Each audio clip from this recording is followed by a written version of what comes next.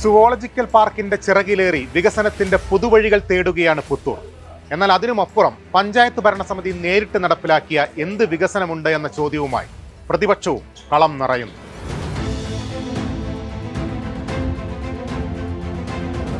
മണ്ണടരുകളുടെ നിശ്വാസമാണ് പുത്തൂരിന്റെ താളം. പ്രകൃതിയോടും വന്യമൃഗങ്ങളോടും പടവെട്ടി മണ്ണിൽ പൊന്നുവിളയിച്ച ഒരു തലമുറയുടെ പിന്മുറക്കാരുടേതാണ് ഈ ജനപദം. ഹരിതമേലാപ്പ് കുടനിവർത്തി നിൽക്കുന്ന ഭൂപ്രദേശം. വനത്തിനുള്ളിൽ പതഞ്ഞൊഴുകുന്ന വെള്ളച്ചാട്ടങ്ങൾ പുത്തൂരിലേക്ക് സഞ്ചാരികളെ മാടി വിളിക്കുന്നു. ജീവിതമാണ് ലഹരി എന്ന സന്ദേശം നൽകി ചതുരംഗപ്പലകയ്ക്ക് ചുറ്റും മുഖാമുഖമിരിക്കുന്ന മരോട്ടിച്ചാലിന്റെ നല്ല മാതൃകയുടെ സന്ദേശവും ഈ നാട് പകർന്നു നൽകുന്നു. കോൺഗ്രസും CPM-ഉം മുഖാമുഖം നിൽക്കുന്ന മലയോര മണ്ണിൽ BJP-യും സ്വാധീന കേന്ദ്രങ്ങൾ വളർത്തിയെടുത്തു കഴിഞ്ഞു. കഴിഞ്ഞ പഞ്ചായത്ത് തെരഞ്ഞെടുപ്പിൽ ആകെയുള്ള 23 വാർഡുകളിൽ CPM 10ഇടത്തും CPI 2 വാർഡുകളിലും വിജയക്കൊടി നാട്ടി. 9 സീറ്റുകൾ നേടി കോൺഗ്രസും ഒപ്പം പിടിച്ചു. 2 വാർഡുകളിലെ BJP കോട്ടയും ഭദ്രമായിരുന്നു. CPM-ലെ മിനി ഉണ്ണികൃഷ്ണനാണ് പ്രസിഡന്റായി തിരഞ്ഞെടുക്കപ്പെട്ടത്. കഴിഞ്ഞ 5 വർഷത്തെ വികസന നേട്ടങ്ങളിൽ സുവോളജിക്കൽ പാർക്കിന്റെ സാധ്യതകൾ തുറന്നിടുന്ന വിശാലതയിലേക്ക് വിരൽ ചൂണ്ടും ഭരണ നേതൃത്വം. നമ്മുടെ സുവോളജിക്കൽ പാർക്ക് ഈ ലോകത്തിൽ തന്നെ ശ്രദ്ധയാകർഷിക്കുന്ന ഒരു സംരംഭമായിട്ട് മാറിയിരിക്കുകയാണ്. അതിനോടനുബന്ധിച്ച് ഒട്ടേറെ പദ്ധതികളാണ് ഇവിടെ ആവിഷ്കരിച്ചിട്ടുള്ളത്. 40 വർഷത്തെ ഒരു ചിരകാല അഭിലാഷമാണ് ഇന്നിവിടെ പൂവണിയുന്നത്. സമൂഹത്തിൻ്റെ നാനാതുറകളിൽപ്പെട്ട ആളുകൾ ദൈനംദിനം ഇവിടെ വന്നു പോകുന്നതിൽ അതീവ സന്തോഷവാന്മാരായിട്ടാണ് പുത്തൂരിലെ ജനങ്ങളും ഈ ഭരണസമിതി.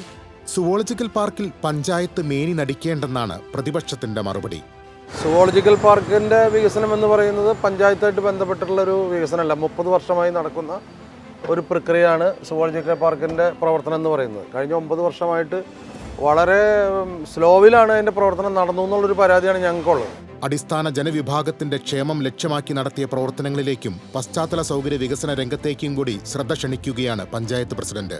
ഏറെക്കാലത്തെ ഒരു അഭിലാഷമാണ് പുത്തൂരുകാരുടെ. നമ്മുടെ കുപ്പിക്കഴുത്ത് പോലെയുള്ള പുത്തൂർ സെൻട്രൽ റോഡ് വികസനം എന്നുള്ളത് അത് നമ്മുടെ ഈ ഭരണസമിതി കാലത്ത് പൂർത്തീകരിക്കാനായിട്ടുള്ളത് ഏറ്റവും അഭിമാനകരമായ ഒന്നാണ്. 23 വാർഡുകളിലും നമ്മുടെ കുടിവെള്ള പദ്ധതികൾ പുതിയതായി നിർമ്മിക്കേണ്ടത് പുതിയതായി നിർമ്മിച്ചുകൊണ്ടും നിലവിലുള്ള ജലാശയങ്ങളെ പുനഃസ്ഥാപിച്ചുകൊണ്ടും അവയെ വൃത്തിയായി സൂക്ഷിച്ചുകൊണ്ടും നമ്മൾ കുടിവെള്ളത്തിനുള്ള ഒരുവിധം പ്രശ്നങ്ങൾ പരിഹരിച്ചിട്ടുണ്ട്. പൂർത്തിയാകാത്ത പദ്ധതികളും അതിരുകടന്ന അവകാശവാദവുമാണ് LDF-ന്റേത് എന്ന വിമർശനമാണ് കോൺഗ്രസിനുള്ളത്. ഏറ്റവും വലിയ കാർഷിക പഞ്ചായത്തായിട്ട് പോലും ഒരു കൃഷിഭവൻ പോലും അവിടെ ഇല്ല. പിന്നെ ശ്മശാനം ഇല്ല. ശ്മശാനത്തിന് കഴിഞ്ഞ LDF ഭരണകാലത്ത് സ്ഥലം വാങ്ങി അതിൽ വലിയ അഴിമതിയാണ് നടന്നത്. റോഡുകളുടെയൊക്കെ ഒരു സ്ഥിതി നമുക്കറിയാം. നമ്മുടെ പദ്ധതി വിഹിതത്തിൽ നമുക്ക് മെയിൻ്റനൻസ് ഗ്രാൻറ്റും അതുപോലെ പദ്ധതി വിഹിതവും കിട്ടുന്നത് കൊണ്ട് അത് നടന്നു പോകുന്നു എന്നല്ലാതെ പ്രത്യേകിച്ച് ഒരു പദ്ധതിയും പറയാൻ കഴിയില്ല. കായൽ ടൂറിസം പദ്ധതി ഉദ്ഘാടനം ചെയ്തു എന്നല്ലാതെ അത് എവിടെയും എത്തിയിട്ടില്ല ഇതുവരെ. തെരഞ്ഞെടുപ്പ് ആവേശത്തിന്റെ കളത്തിലേക്ക് പുത്തൂരും ചുവടുവെക്കുകയാണ്. പുനർവിഭജനത്തിന് ശേഷം ആകെ വാർഡുകളുടെ എണ്ണം 23-ൽ നിന്നും 24-ആയി ഉയർന്നു.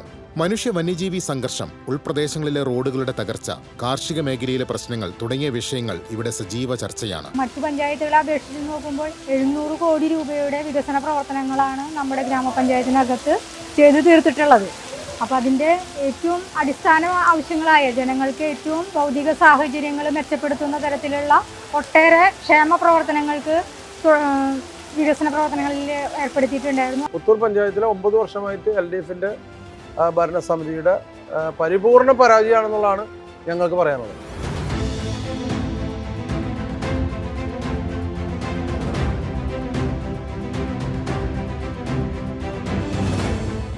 മണ്ണും മനുഷ്യനും അവരുടെ ജീവൽ പ്രശ്നങ്ങളും തന്നെയാണ് പുത്തൂരിന്റെ ഉൾക്കാമ്പ്. ആ ഭൂമിയെ സ്പർശിക്കാത്ത ഒരു രാഷ്ട്രീയത്തിനും ഇവിടത്തുകാർ ചെവി കൊടുക്കില്ല.